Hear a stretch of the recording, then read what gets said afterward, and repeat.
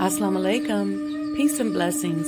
You're tuned in to the Sajdah Saturday Morning Coffee Talks, where we talk about life, love, and business.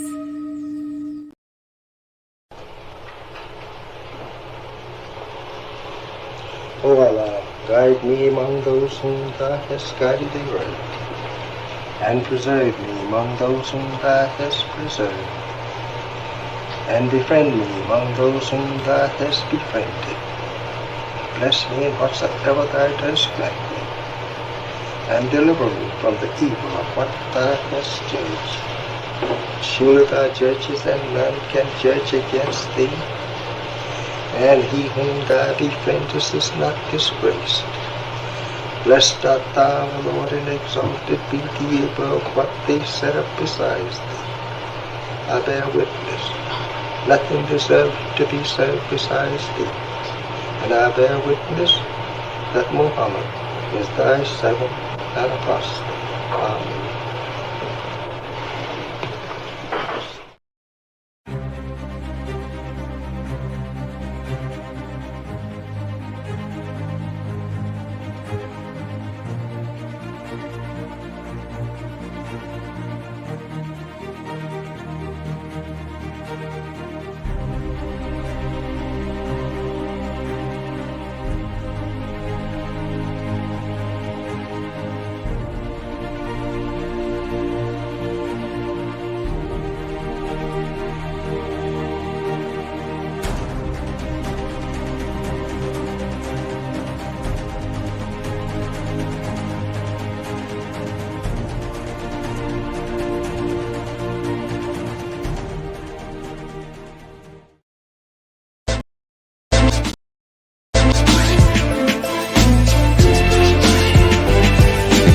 You belong to yourself.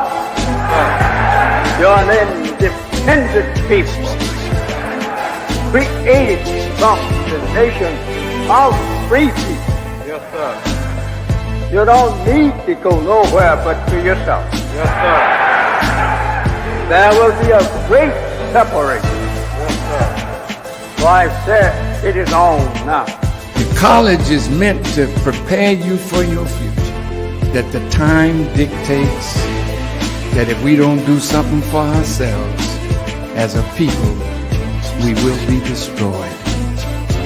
And the aim of the enemy right now is to take us out. We have God with us. We have Him as our guide. Yes, sir. We don't have to stand around here and ask the question, what must be done? Yes, sir. Get up and let's go and do something. Yes, sir. We cannot sit down. We cannot lay down. Yes, sir. We must get up. Yes, sir. And go to work. Do you know what real joy is in life? Visioning something and bringing it into reality. That's real joy. Do you know what the next step in joy is?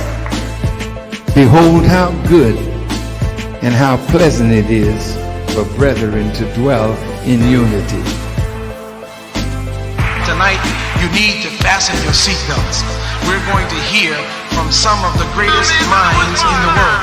I don't know about you, but I'm tired of trusting our future and the future of our children into the hands of those who don't love us. I believe we need to revitalize black leadership.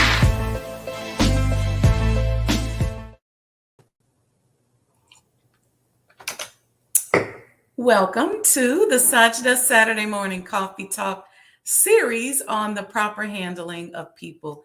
This is based on the book and subject taught by the Honorable Elijah Muhammad, and I am applying it here to entrepreneurs and leaders in the world of business. We are now in week 2. This is episode 2 of the series.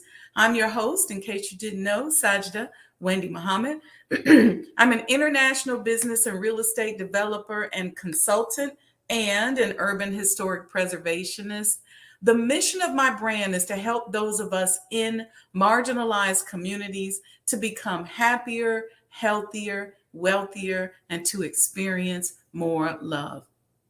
One of the methods includes doing for self, thinking for ourselves, and not being afraid to infuse spirituality into our businesses. I've spent my entire life in business. I've built and managed over $500 million in projects and professional business endeavors, both in the corporate world and a few for myself. I recently added new services to my portfolio that include work in the preservation and hospitality and tourism industry. And my greatest venture is the development of the Honorable Elijah Muhammad House Museum and the renovation and restoration of his home. We are working towards the completion of the museum. The finish line is in sight, and we are in a fundraising phase of the project. So to become a sponsor, send us an email, sajdahhouse@gmail.com. That's SAJDAHHOUSE@gmail.com. And to donate or purchase a coin, take a look at the ticker at the bottom of the page. Before we get started, please make sure you like and subscribe to the page and hit the notification button so that you are alerted anytime we go live. And please go back and check out past episodes. Let me see y'all in the chat. I see you, Brother Lamont. Wa alaikum salam. I see you, Sister Alita. Wa alaikum salam. Happy Saturday, sis. Congratulations. Sister Alita has an announcement she's going to be making very soon. I won't spoil the beans. Sister Dawn, wa alaikum salam. Welcome, welcome. And welcome to all of you I see up here in the numbers, but you're not in the chat. What kind of tea or coffee y'all drinking on today? I'm drinking, good morning, Mom. I'm drinking an herbal tea that I made from dandelions and elderberry, like dried dandelions and dried elderberries. Sometimes, I got to be around a lot of people, and I try to just keep my immune system up. And so that's what I'm doing this morning. So it's dandelion. I got dandelion and elderberry, the real herbs. I boiled over. I used some locally grown honey, which is great for allergies and things like that. And dandelion is great for flushing your liver and your kidneys. And I try to make sure I do that at least once a day. Keeps your skin clean and keeps your immune system up, and cuts down on any inflammation. All right. Okay, so welcome everyone. This topic really had me emotional this morning because people can be so mean. And unfortunately, many of us are so traumatized by life that we think being mean is synonymous with being a good business person, or we think it's synonymous with being smart or intelligent. We can't even imagine being nice or supportive and being successful because we still see business and success through the eyes of an abuser and a predator. See, we think the definition of being a boss or a leader is like being a taskmaster or a slave master or a hard driving person, or we think that having money means we have to be hard-hearted. We're so elementary in our understanding of business and money. And this is my effort to kind of help bring us out of some of that. Because, it seems as if with the onset of the internet and automation, that customer service went out the window. Let me know in the chat if you know what I'm talking about. It's like customer service don't even exist no more. People don't even think that they have to be nice anymore. And many companies automate everything. It's so bad that sometimes you get better service from the automated system or the chat option than you do from a real live human being. Then, of course, everybody's outsourcing many services. So you're dealing with, if you're in a company, your HR personnel, or if you're a customer, sometimes even the customer service, you're calling somebody in another country who really is struggling with the language. It's a challenge. So proper handling of people is a niche that I think people will begin to crave, especially as we move into this automated world.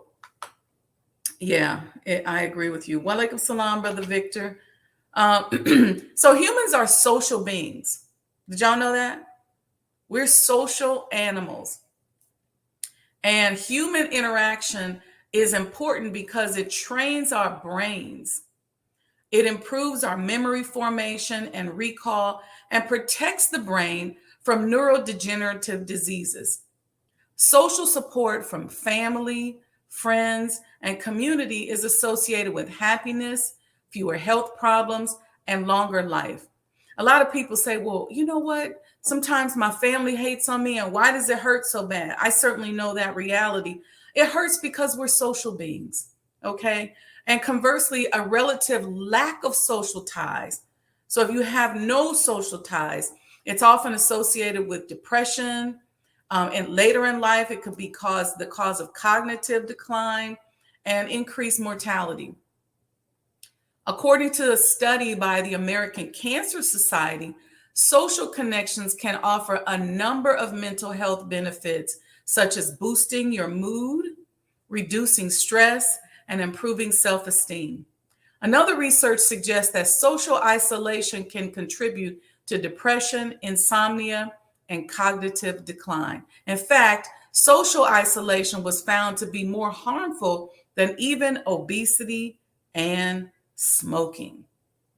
Connecting with others is critical to our survival as a species. So if we have to connect with people in order to live, to move, and be healthy, then properly handling people can give us an edge as leaders and as entrepreneurs. There are many social problems that arise when we do not properly connect with and handle people. Welcome. Assalamu alaikum, Sister Makeda, and wa alaikum salam, Sister Sandra. So here's some social ailments that can impact us and impact our corporate culture when we don't properly handle people. Proper handling of people includes and assumes a connection with people. So we have to facilitate a connection with others in order to be healthy. And when we connect with other people, we have to know how to handle them. That includes dealing with our traumas. That includes being empathetic. That includes paying attention to what's going on. So let's talk about some of the problems that exist within ourselves and within our corporate cultures when we don't properly handle people. I got 6 of these that I wrote down. Number 1, properly connecting with and handling people is tied to our own personal well-being and our ability to connect with our inner self. When we are disconnected from ourselves, from who we are really, and from our feelings, and when we are not filling ourselves with love through our spiritual connection and connections with others, we create a black hole within.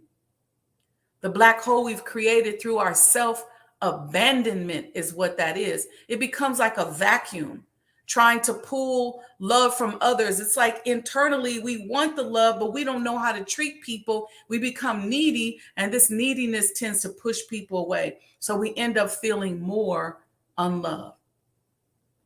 The second social problem that comes from not properly handling people is failed relationships.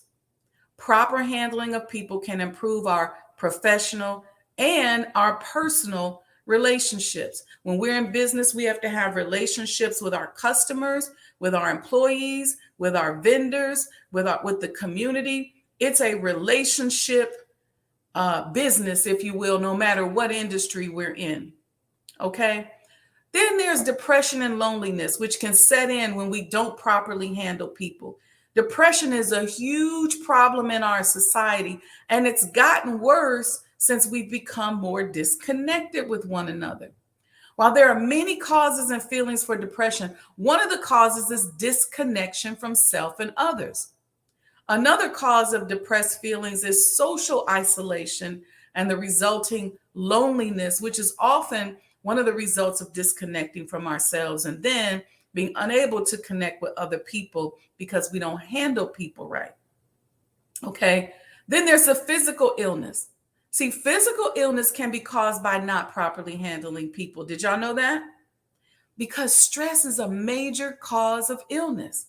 When we live our lives disconnected from others, not listening to or taking care to love of our feelings or love others, just disconnected from our personal source or guidance, love and comfort, we can't manage stress well.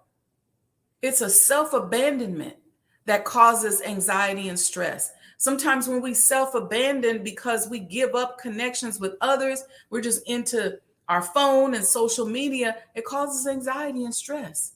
It activates what they call the fight or flight response. And we've talked about that. And it also increased negativity. It has a negative effect on our immune system. Here's the last two: addiction. Do you know that a lot of addictions come from not properly handling people? When we have not learned how to connect with our feelings and with the love and comfort of our spiritual guidance and interacting with others, we often turn to addictions as a way of managing painful feelings and trust issues. And then lastly, look, violence can be initiated when we don't handle people right. I think we all know that. Disrespecting somebody can even lead to murder. When we have not learned how to fully feel our painful feelings and manage them, listen, some people result in violence. And we see that all too many times in our communities. Okay, we're going to take a quick commercial break. We're going to come back and jump right into the proper handling of people. We'll see you on the other side.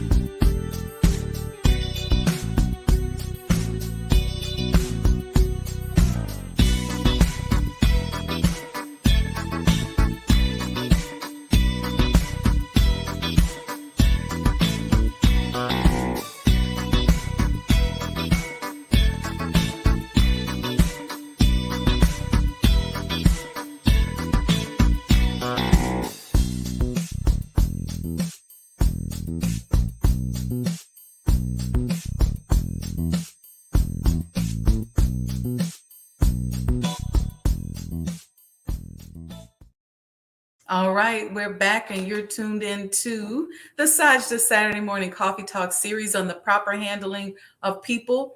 The goal is to improve our leadership abilities as entrepreneurs. Now, let's get into chapter 2 of the proper handling of people. We have a lot of information to cover. I'll take some breaks in between to allow you all to process. This chapter deals with things that are important to people and things business leaders and business owners must be concerned about. Okay, so type in the chat for me things that are important to people.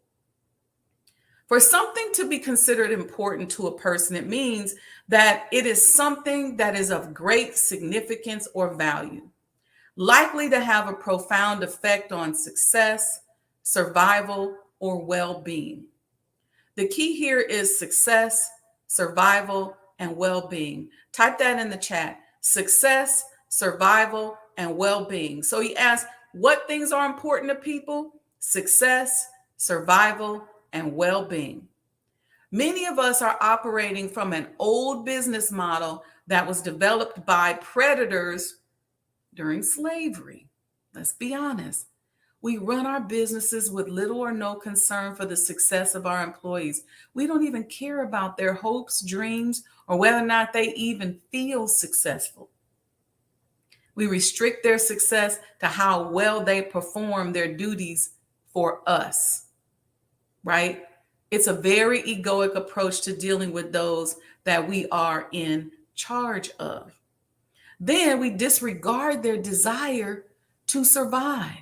There's spiritual survival. Sometimes we kill people spiritually because we're so mean and so dismissive. Sometimes people can't survive financially. They can't survive. So we have to think about those things. What are those three things? Success, survival, and well-being. Okay. And since we don't often care about their individual survival, because we'll just move around as if they don't like how we handle them, we could care less. They perform their jobs from a vibration of insecurity, which means that they're disengaged. And then let's talk about the well-being of our employees. We want them to be well so that they can show up and make us look good, but we don't care beyond that. And then they're in a mental and physical state of feeling uncomfortable, happy, unhappy, and unhealthy. Now I know what you're thinking, because like you, I had to fish for employees in a pool of people who are victims of predatory capitalism. So they are not of the mind to expect or even respect this type of interaction with you and I. They come to get a paycheck and to do as little as they possibly can for the check they do receive. Sometimes they steal resources like time or other items and feel entitled to do so. And they are disengaged, simply going through the motions. You all have heard me talk about the fact that disengaged employees cost us a lot of money. I did an entire podcast on this. Let me give you one quick fact. Disengaged employees, or people who are disengaged in the organization, who are less committed to their jobs and the company as a whole, they tend to have an apathetic attitude, and they show it in their work by underperforming or by doing the bare minimum work requirements without enthusiasm. And then they use deceptive intelligence to justify why they're doing the bare minimum. Is the staff you work with disengaged? They're just being phony in order to get a paycheck, in order to just say they check the box? Though apathy and indifference are usually key indicators of disengagement, there are more telling ways to determine whether employees are just going through the motions or seeking employment. Let's talk about this a little bit. Disengagement may be caused by a lack of recognition, a lack of feedback, communication, work flexibility, employee development, trust, teamwork, control, autonomy. These are all things that make people become disengaged. Okay. There was a Gallup poll. Gallup has estimated that employee disengagement costs the overall U.S. economy as much as $350 billion every year. That complacency is costing you and I. It's costing our businesses. It's taxing our organizations. How much? According to Gallup, disengaged employees have 37% higher absenteeism, 18% lower productivity, and results in 15% lower profitability. When that translates into dollars, you're looking at the cost of 34% of a disengaged employee's annual salary, or $3,400 for every $10,000 they make. This is why the proper handling of people is so important. See, when you have a process or technique that you use in order to deal with people, then your professional intuition is heightened and you will make better hiring decisions. In other words, you will choose better employees and you will make better management decisions. And it allows us to kind of get into the person a little bit and come up out of ourselves so that we're not so hard and so focused on what we want. Many of us as leaders are dealing with institutionalized people. And being institutionalized is often restricted to people who are imprisoned or incarcerated. But corporations, Nonprofit organizations, religious organizations can breed institutionalism within their culture. It all depends on the leadership. When a person is institutionalized within a particular institution or corporate culture, it often becomes difficult for them to live and think outside the institutional context. Through institutionalization, people get used to definite norms. They behave in a patterned and expected way, and their actions become predictable and regular. So leadership that's not good at leading wants everybody to kind of march the same way. And there are synergies that we have to have within our companies, but we want people to think outside of the box, think outside of the organization. This causes them to become lazy and ultimately disengaged. Until we as leaders design and direct their next move, they'll just sit there. Have you seen employees like that? Where you're like, did you not just see this trash in the floor? But they waiting to see, well, that ain't my job. That ain't something I'm supposed to do. Maybe somebody else is supposed to do it. This is extremely detrimental to the growth and expansion of the organization, because that means that the owner or leaders have to do all the thinking. We're not developing leaders when we lead like this. When we run our businesses and organizations from a space of fear, we're just demanding institutionalization. While organization, policies, processes, systems, and procedures are necessary aspects of the development of our businesses, we must be mindful that the people who we are placing into these systems and processes are human. They're human. They showed up onto the planet for a reason. They have families, they have lives, they have backgrounds that are beyond their duty to us. We have to be mindful of that. So according to the proper handling of teaching as people, as taught to us by the Honorable Elijah Muhammad, let me see what y'all saying in the chat. Things that are important to people's success, survival, and well-being. Yeah, okay. Thank you all for putting that in. Success, survival, and well-being. Thank you, Sister Makita. All right. Proper handling of people. This is chapter 2, number 1. And it said, the book says, people were listed as concerned with the following in order of importance to them. Number 1, security. Type in the chat, security. Security is defined as the state of being free from danger or threat. So people are concerned about their physical security as well as their emotional security. Sometimes our leadership styles create insecure employees. And insecure employees are fearful of making a mistake, so they're very restricted. You know how frustrating it can be to have a bunch of employees working for you who are insecure, but they got to ask you everything every step of the way? As a manager, you will need to analyze whether the employee is reacting to his own fears about his performance or reacting to you and your management style. Do we make snap judgments and fail to understand the conditions of the corporate culture that we've created? Do we listen to their concerns? Do they have access to elders or older employees with more seniority that have matriculated through the organization that can help them to feel motivated or even allow them to see themselves? See, a lot of people are disengaged because they don't see themselves 20 years from now. They act like they're happy while they're there, but they don't see themselves there in the future. So why go above and beyond? Why not just wait for you to tell me what to do? I'm not going to try to do nothing extra.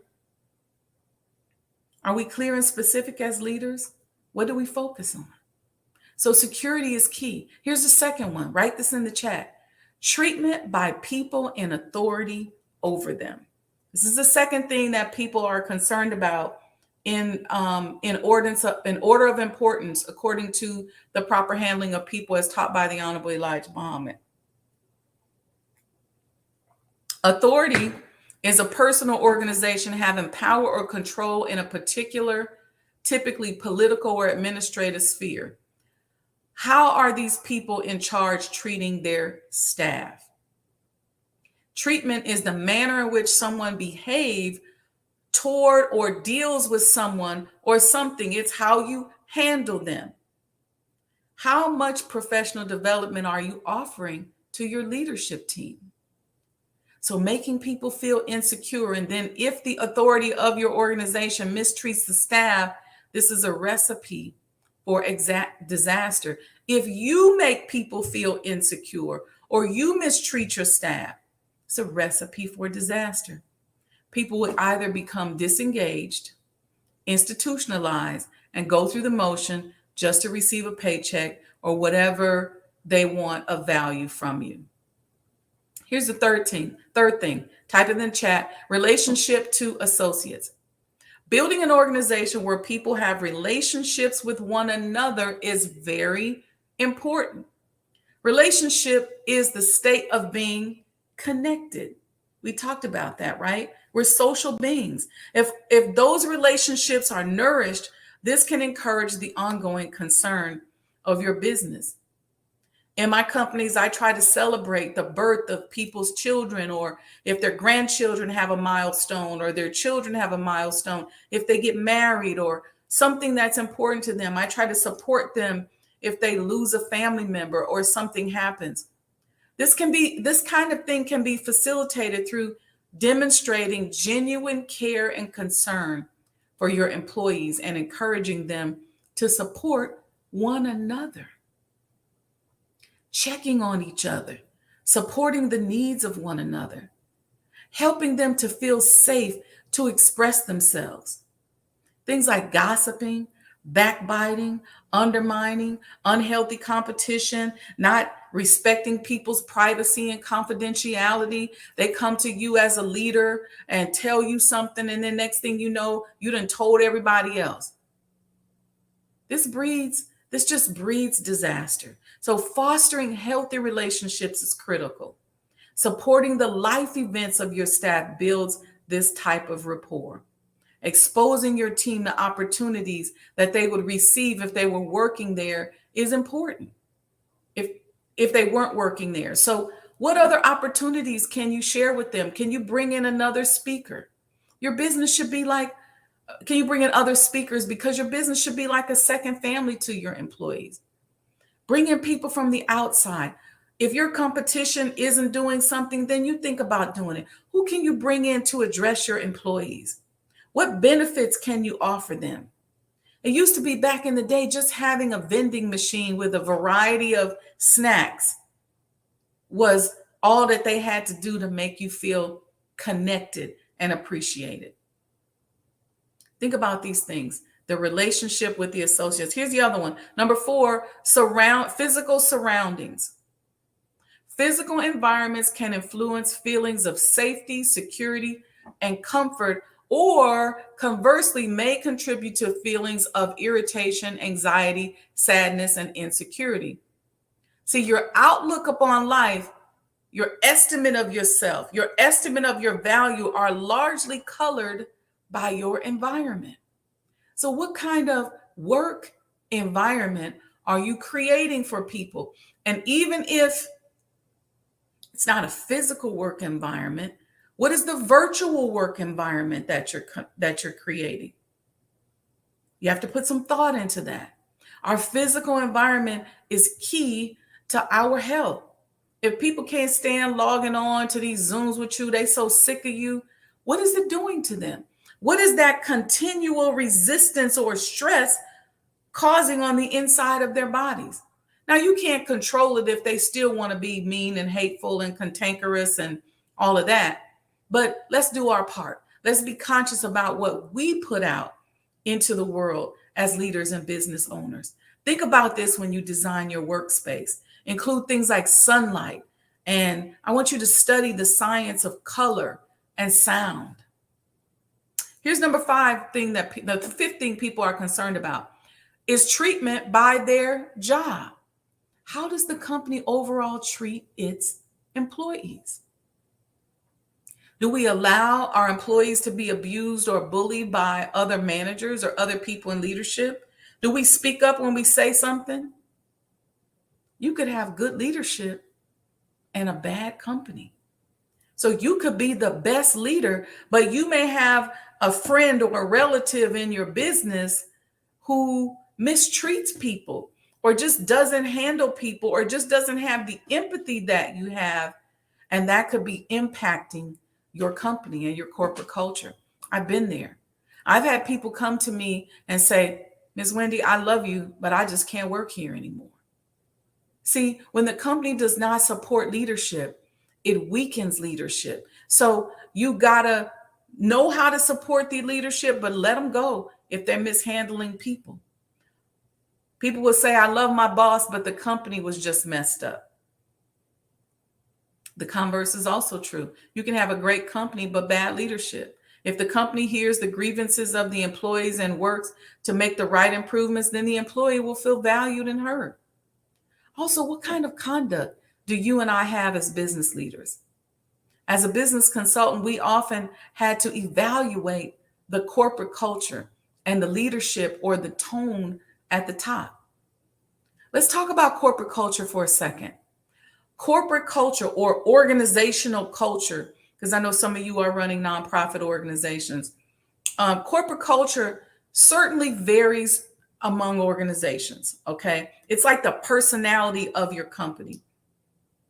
Sometimes the tone at the top or the person at the top dictates the culture. Other times, employee attitudes or secondary leadership dictates the culture. You can have bad secondary leadership because maybe you took a good employee and made a bad supervisor or a bad manager because they just weren't ready. There's several types of corporate culture that as consultants, we generally place a company in during our evaluation.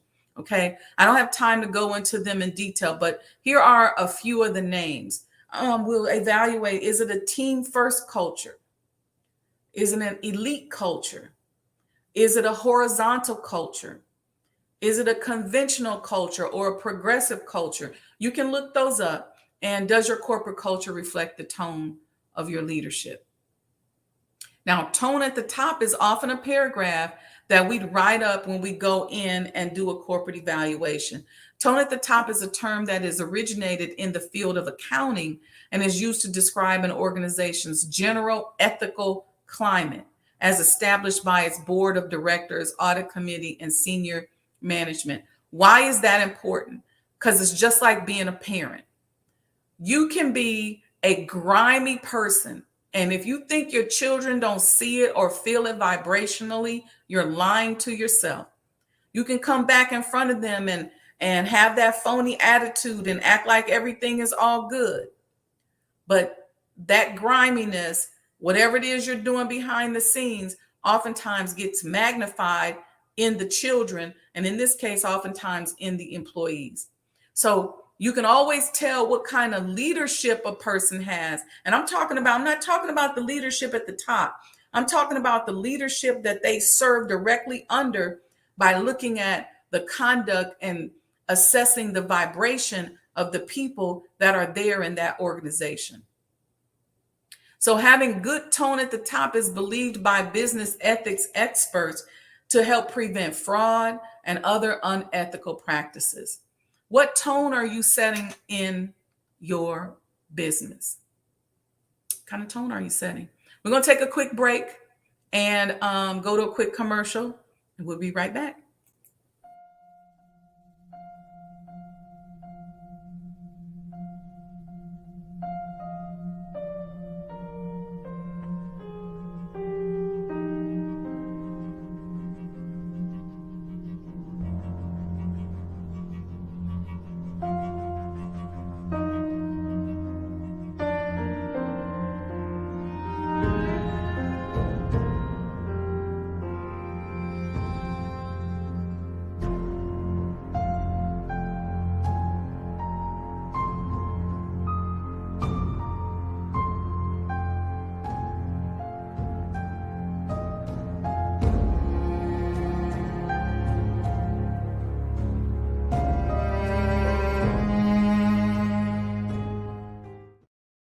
We're back, and you're tuned into the Sajdah Saturday Morning Coffee Talk, where we talk about life, love, and business. And today is episode 2 of the proper handling of people. And we're going through the things that are important to employees. And the 6th one that we're going to cover is compensation.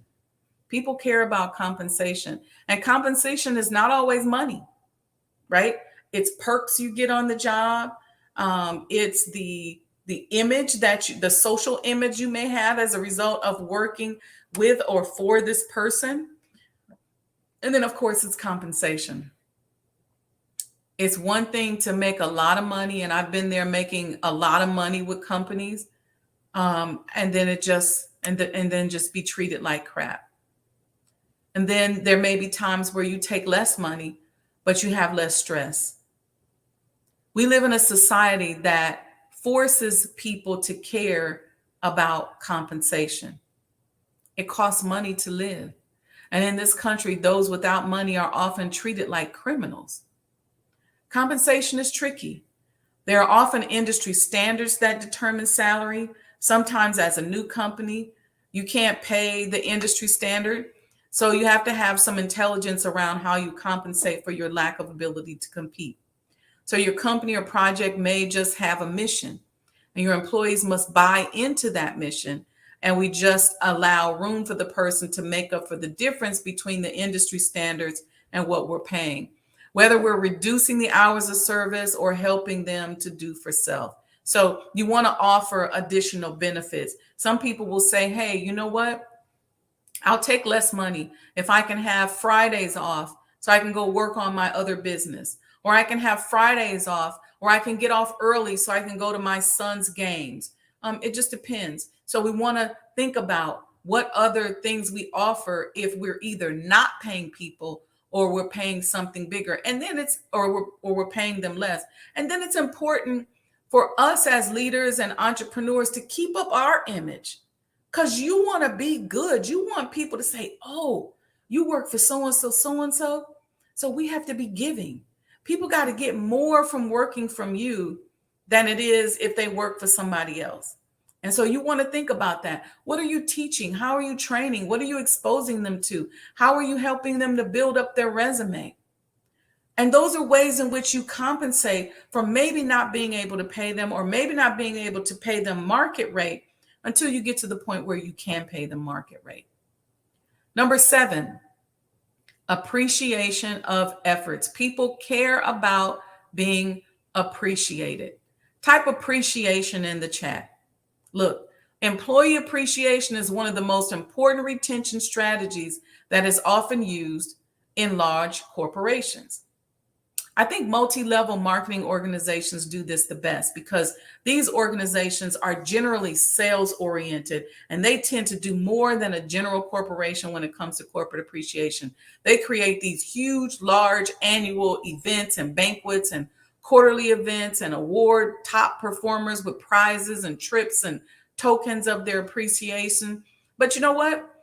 It don't hurt you to have a quarterly dinner with your employees, an annual dinner where you recognize their appreciation. It won't hurt you if you have a year-end dinner and you just say, you know what, I'm going to take everybody out to a restaurant.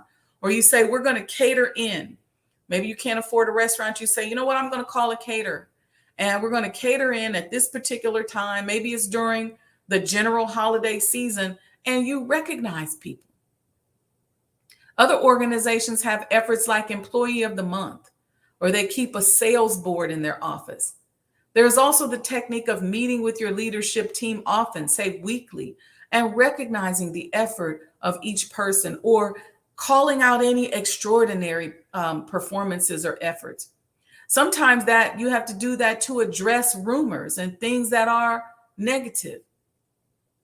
We live in a world today where everyone gets the proverbial participation trophy. And once we give everybody a participation trophy, nobody cares about the truth. I heard somebody say the other day, who cares about the truth when the lie is more entertaining? Well, these staff meetings are an opportunity for you to address that kind of stuff. What are your customers saying? What are your employees saying? What's happening? What's the word? You get that from staying in touch with your people and giving them a safe space to have a conversation. All right. Number 8 is incentives. We talked in the previous point about companies that offer big performance incentives. And incentive is a thing that motivates or encourages one to do something. And your corporate mission can also be used as an incentive, but incentives are also important to employees. Number 9 is benefits. Many people see incentives and benefits as interchangeable. A benefit is an advantage or a profit gained from something. But generally in the business world, benefits often consist of things like insurance or retirement plans, where an incentive consists of prizes, maybe bonuses. Benefits are not as difficult to offer your employees as you think.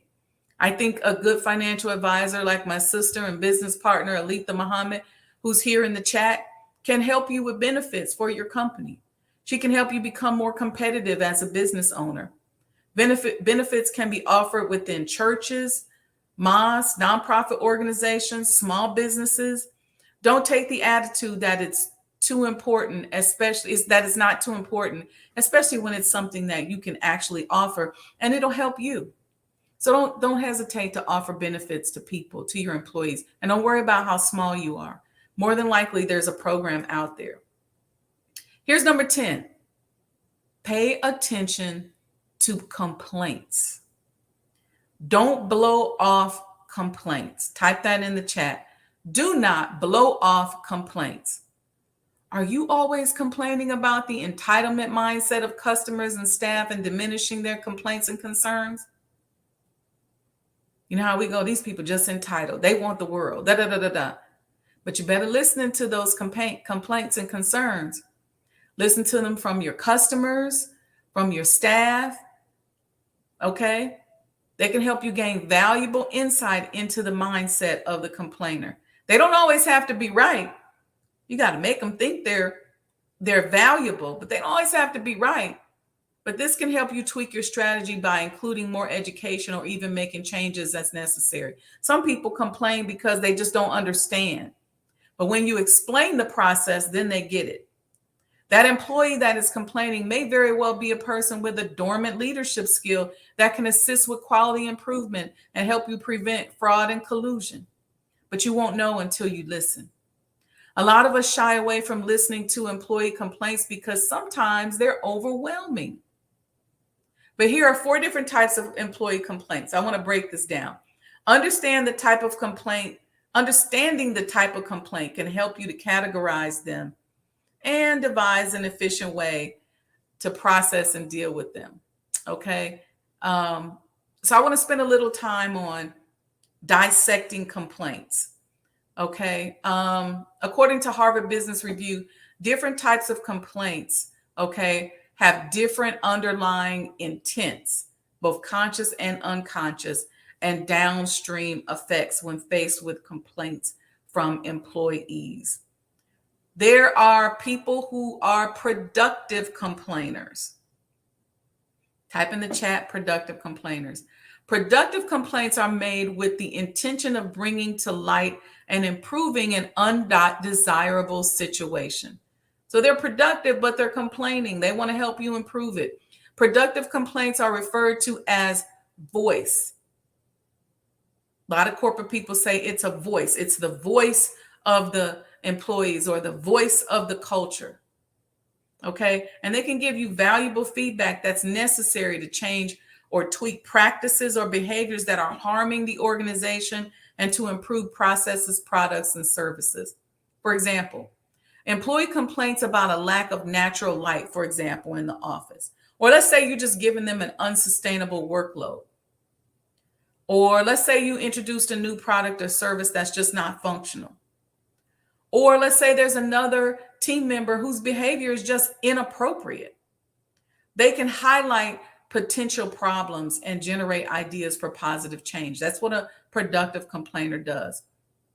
And to a manager or a leader who's willing to listen, productive complaints can offer valuable information and highlight problems that need to be addressed early before they spread through the organization. See, when we don't address problems, it becomes like a cancer. That's a whole nother conversation. Another form of complaint is venting. Y'all know what venting is? Venting is an emotional form of complaining where the individual, oftentimes vigorously, expresses their dissatisfaction about someone or something to others. The typical intent behind venting is to release bottled up stress or frustration, or to seek allies, for example, to simply feel heard and acknowledged, or generate support and buy-in for a particular issue. On the positive side, emotional venting can provide temporary relief from stress. Suppressing negative emotions keeps our physiological activation high, which can have negative cognitive and health effects, such as increasing our chances for cardiovascular disease. So venting to a trusted colleague or a coach or a counselor can foster feelings of social support, decrease loneliness, and also help us gain perspective on a situation in a safe space before it's escalated. With that said, venting puts a double burden on the listener. First, to receive and handle the complainer's negative emotions, and second, to then deal with their emotions or shared dissatisfaction with the issue. If this persists, it can result in exhaustion. So as a leader, sometimes you're just exhausted because you're just hearing everybody just vent. And sometimes you shut down. And you got to make sure you go and get your healing and get your counseling, and that you go to somebody that you can vent to. Here's another type of complaint. Some people are just chronic complainers. It's called chronic complaining. Some people seem to complain about everything. They complain about the room temperature. They complain about their salary. They complain about the manager. They complain about the color, the artwork, the cafeteria. They just complain. And chronic complainers often have a more pessimistic or critical view of their role, their work, and the world around them. In this case, complaining reflects a mindset or an attitude. So when you see somebody who's just constantly complaining, that's a habit. It's a habitual thinking that is a mindset or an attitude. And it may not necessarily even be an objective problem. They're just a complainer. But the social costs of this behavior are very high, because listening to a chronic complainer will zap the energy of the other employees and those around them, often quickly. Okay, so it just increases the stress of other people. One upside of the chronic complainer is that these trouble finders can help surface potential red flags before they become widespread. So they have value too. So for example, when introducing a new work from home policy, a chronic complainer might offer the first insight into potential weak areas of the policy, because they're actually looking through the new thing to find something wrong, because they're a chronic complainer. So you can pay attention to those as well. Here's the last one. And this one I think is the most dangerous. It's a malicious complainer. See, malicious complaining is a destructive form of complaining that's used to undermine colleagues, managers, bosses, leadership, and gain some type of advantage, some kind of personal gain, rather than dissatisfaction from an organizational issues, lies at the heart of this behavior. People become malicious oftentimes when they get jealous of leadership, or they're jealous of other employees. Some people just have trauma and they're hurt, and they go around hurting people. And so their complaining is malicious. It's a hard-heartedness where they're backbiting and nibbling at your employees. It's different from chronic complaining. However, malicious complaints serve the self of the person that's complaining at the expense of other people. Now, the chronic complainer might just be talking, and that has its place too in terms of harming the organization. But that malicious complainer is intentional. And this type of complaining is often associated with gossip, backstabbing, slandering people, If someone makes unfounded or exaggerated complaints or speaks against others with, sometimes it's unconscious, but with intent to harm their reputation or career, or to increase their own status through some type of social comparison, you got to take action quickly as a leader about this person. This type of person and this type of complainer rarely has an upside, and it can create a toxic and psychologically unsafe work environment. It can lower your team morale and negatively impact the productivity if it proliferates. And a lot of times these malicious complainers are so slick, they will go around biting on your employees and you wondering, what's wrong with everybody? Why everybody acting weird? But it's really a lot of times these people. All right, so let's move on. We're gonna move past that. The next thing that's important to employees is the opportunity for advancement. Career advancement, to get a new opportunity, a new chance to do something new. It's the process by which professionals across industries use their skill sets and determination to achieve new career goals and more challenging job opportunities. Nobody should be left in the same position without the opportunity of advancement. Why is this so important? This is just corporate organization 101. Giving people the opportunity for advancement prevents mediocrity and job dissatisfaction. Sometimes when you got a manager that's been there so long, they may be great at controlling the natives per se, but how good are they at moving your organization forward? A lot of times they're there, but they're really dissatisfied in their job. They're there, they do a good job, they're loyal to you, they say all the right things, but they're really dissatisfied. And their dissatisfaction, trust me, is trickling down to your employees. Here's another reason why opportunities for advancement are important. They give the employees something to work towards. And it shows that you are encouraging them to continue pursuing their dreams and seek out new opportunities. I don't care who it is. I don't care if you're working for the top billionaire in the world. You still want to know that your dreams are heard and that you matter and that that there are other opportunities. You can use deceptive intelligence to say that that's not the case, but trust me, in leadership, you want to make sure that you touch base with your management staff to help them to define out, what do you want to do next? What did you always want to do before you got into this management position? What other things can I offer you? Because they've already proven through their longevity that they're loyal. So it's not going to hurt you to maybe move them into something else. Here's the other thing that opportunities for advancement does. It allows them to increase their salary or compensation. So if they produce more, you should be able to give them more. It also prevents the organization from becoming stagnant. You see, you got the same old manager, the same old people doing the same old thing year in and year out. It's only natural that the organization is going to become stagnant unless you begin to introduce new stimuli into the organization.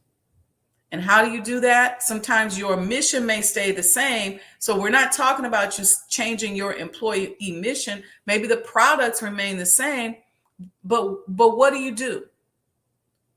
Maybe give them new things to look forward to. Help them to inject new energy into the organization. What's next? What do you want to do? I know you've been here 30 years, but what's important to you? I go into companies sometimes and they say, oh, this is my manager. She's been here 27 years. And there's some sister in the back. She looking all tired. She there. She going to show up on time, but she don't have a lot of enthusiasm. She's kind of a Debbie Downer. She's nice, but she's just not uplifting. And sometimes that's a source of stagnation. They're there. They're consistent, but they're tired. They don't necessarily want to be there. Why are they tired? They got enough rest last night, but it's because they probably got some dream, some desire, something in their head that they want to do. And as leaders, we got to be able to recognize that. And even I would say for us as people, we work in a company like that and we've been there for a long time. You should be trying to put something new in the mix. You should be thinking about, what do I want? What more do I want? What did I show up? See, this kind of thing is that creates jealousy. Because you got that person, that manager in the kitchen, for example, the cook staff they've been back there frying them pancakes for you for 30 years. And they seem like they like frying pancakes, but here come another person that comes in and they matriculate on through your organization and you making over them because they're all excited. But that person that's been your pancake maker, they really wanted to own a pancake company. Sometimes your next business venture or your next outreach as an organization is sitting right up inside of that person that's been embedded in the organization for a number of years. Maybe you have a restaurant, you serve breakfast. This person been making pancakes for you for 30 years, and you talk to them and they say, I always wanted to have my own pancake company. I wanted to serve instant pancakes. That might be a business pivot for you. That might be an additional opportunity for your company right there within that employee that's been sitting up inside of your business for all those years. So don't be so closed-minded. All right. And the last thing that are important to people, according to the proper handling of people, is the opportunity to make suggestions. The opportunity to make suggestions. Create and look, before I even talk about this, I know sometimes y'all say, look, I don't want to hear it. Trust me, I have a project, the Honorable Elijah Muhammad Museum, where everybody got a suggestion. Everybody got something to say. I get emails all the time. People talk to me, and some of it's good, some of it's not, and it can be a lot. But you want to create an opportunity for your team to make suggestions. Sometimes people have suggestions and they're good ones. Sometimes their suggestions are just a way to couch complaints. Sometimes their suggestions are just a way for them to express that they appreciate what you're doing in your business and they wish they could have done it. Oftentimes they aren't privy to some of your other strategic components. So they're complaining, but we only see things from where we are. So they're not privy for the other strategic components that you've incorporated into your calculations. You might be moving a certain way because you got a whole bunch of other things that you got to consider. And you don't necessarily want to share those hidden influences. But depending on who the person is, you may want to sit them down and say, hey, here's some of the things that I have to consider as I'm making certain moves. So while you're seeing me and you may be complaining about me, or you may feel like you got all these suggestions, let me help you understand where I'm coming from and why this is important. Because in business and with any project or organization, there's always stuff happening behind the scenes that you don't see. All right. Before we go into this last part, I just want to check in with y'all. Let's see how y'all doing. Let me give y'all a quick break. Or do y'all want to keep going? We only got a little bit left. So just a few more minutes and we'll be done. I know we're going over today, but this is an important subject. The last thing in the proper handling of people, it says, what are the things that laborers or business owners in this context should be concerned with? Number one, what should you be concerned with as a business owner when we kind of talk about the proper handling of people? What additional things should you be concerned with? Job progress. Okay. The leaders of your business and even you should be concerned about progress. How are you progressing as a business owner? What factors are indicators of progress? Things like, how's your revenue? How's your customers feel? How many units have you sold? What's the attendance like? How are people matriculating through the organization? Number two, how to do your job. Congratulations to those of you who have listened to this entire podcast, because we should always be learning and searching for ways in which we improve how to do our jobs. That's what we should be concerned about as business owners. Number 3, what are your plans and results? So what does our bottom line look like? And does your leadership understand the correlation between the behaviors we just discussed and the mission? And lastly, people, you should be concerned about recognition of achievement. Think about recognizing not only yourself, but people for what they've achieved. You can give them credit for doing a good job. You can advance them. You can just have good relationships with people. You can show them that you consider their job to be important. Okay, so that's chapter 2 of the proper handling of people. Stay tuned tune in next week for episode 3. I'll put together some videos and some stuff for us to just consider. Let me know in the chat if you enjoyed this, if you like this series, if you got anything out of it. This is one of those ones that you may want to go back.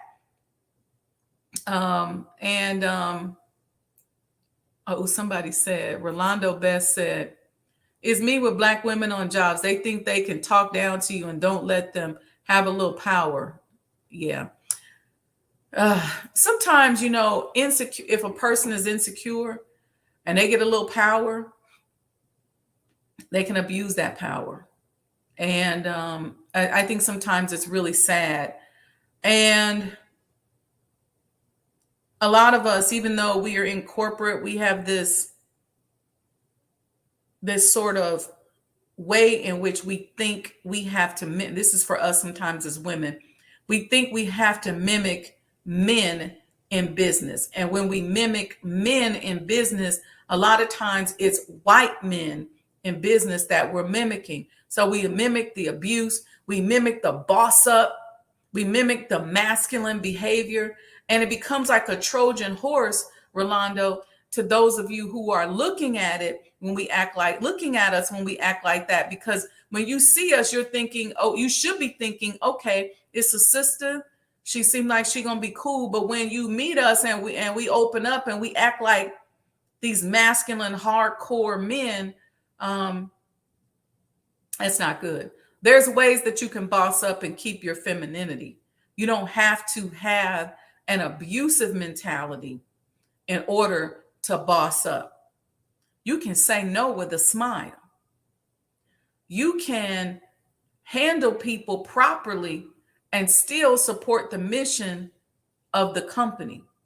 So this is something I hear a lot of brothers make that complaint, that oftentimes, and sometimes the sisters, we think, well, no, they just got a problem with me as a woman. Sometimes they do, but sometimes we got a problem because we think we bossing up by having an attitude and being negative and just being mean. I work with sometimes women in different organizations, and let's say we do a 3-way or we go to a restaurant, I'll hear the snippiness and the attitude with people.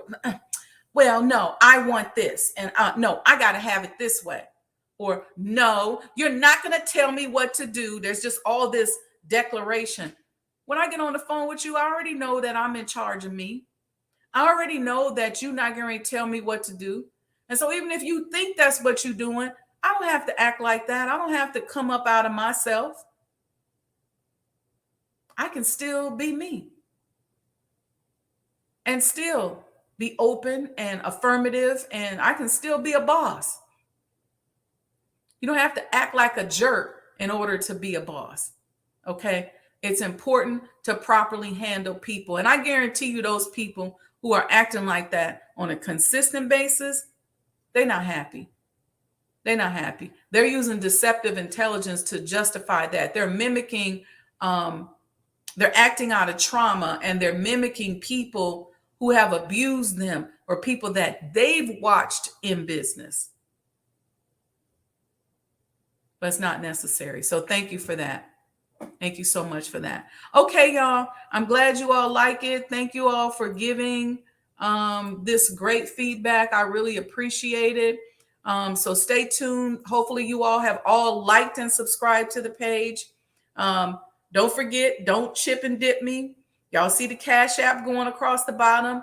We're giving you information, and generally, I just saw somebody the other day that was charging like $499 per episode for a series on customer service, and we're giving you top level information. And I guarantee you 9 times out of 10, they don't have the receipts that I have.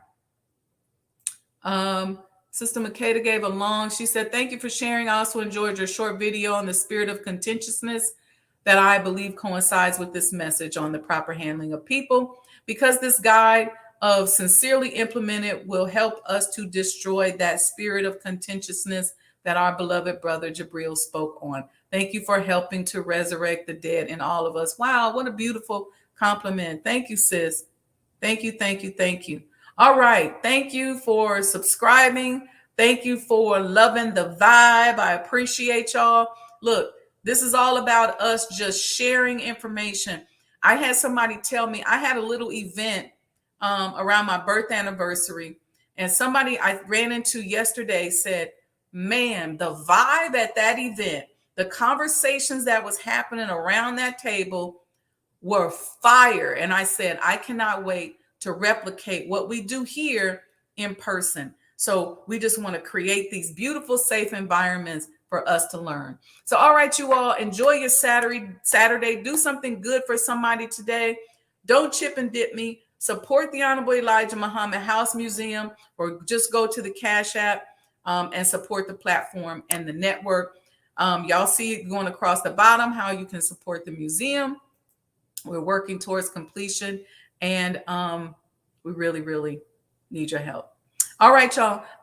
We'll see you all on Thursday. I don't know who the guest is, but we have a guest on Thursday, and we'll be back next Saturday, inshallah, for episode 3 of the proper handling of people. Peace and blessings. The Honorable Elijah Muhammad, who in my judgment is the master historian, taught us that of all our studies, history is the most attractive, and it is best qualified to reward the researcher. History is most attractive. Why should history be most attractive? Because history is the recorded time of the human family in its struggle to overcome obstacles. There is no life that is without struggle. The Holy Quran teaches us that man, meaning man and woman, is made to face difficulties. And after difficulty comes ease. But it is history that guides us through difficulty. For if you know how people who had difficulty yesterday got through, and if your difficulty is somewhat similar, then today we also can get through if we follow the guidance of history. This is why Carter G. Woodson and many of our black giants fought for black people to know our history. Because in not knowing our history, we don't have a guide. And without a guide, we are lost. No wonder the Bible...